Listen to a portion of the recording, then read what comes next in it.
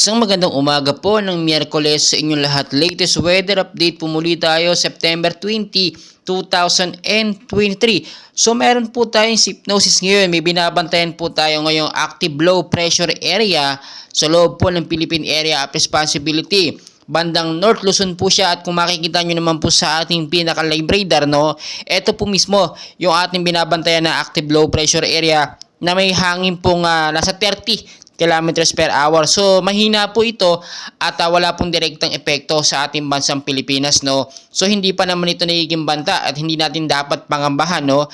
Huwag po kayong mag-alala, no. Active low pressure area pa lang naman ito at binabantayan natin yung pagkilos. Pero magkagayon man, hindi po natin naalis yung mga posibilidad na ito po lumakas, no, or maging bagyo. Somehow kung lumakas, pumalo man sa 55 to 65 kilometers per hour ang kanyang lakas. Pero kung titignan nyo mabuti yung pinakamata nitong active low pressure area, parang malabo po siyang lumakas, no. Kasi makikita nyo, 30 kilometers per hour, inobserbahan po natin yan sa loob ng ilang oras, hindi po nagbago, nag-stable siya. Kapag ganito po kasi yung isang active low pressure area, at hindi talaga siya nagbabago, no, hindi siya lumalakas, malabo po itong maging bagyo.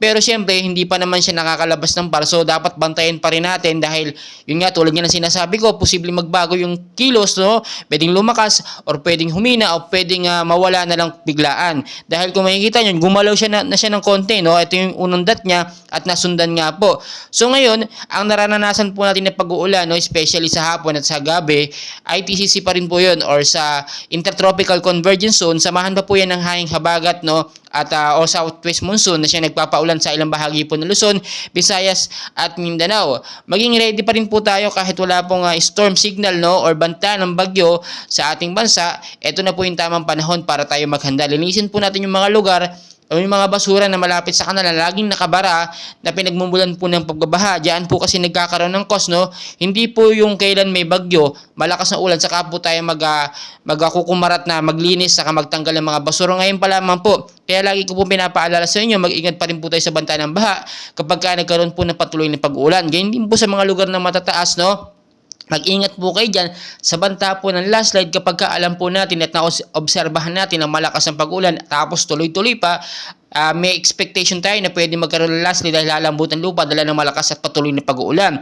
So kung may mga lakad din po tayo, no, especially sa hapon at sa gabi, ugaliin po natin magdala ng payong, sombrero, kaya jacket in case man magkaroon ng pag-uulan. At madalas talaga ina-expect natin yan, mainit na panahon sa umaga hanggang sa tanghali. Pagdating ng hapon, doon po magkakaroon ng malakas or bugsong pag-uulan, biglaan po yan minsan. So maging ready po tayo, no, and please huwag niyo pong kalimutan mag-like and subscribe for more weather updates day by day. Maraming salamat po.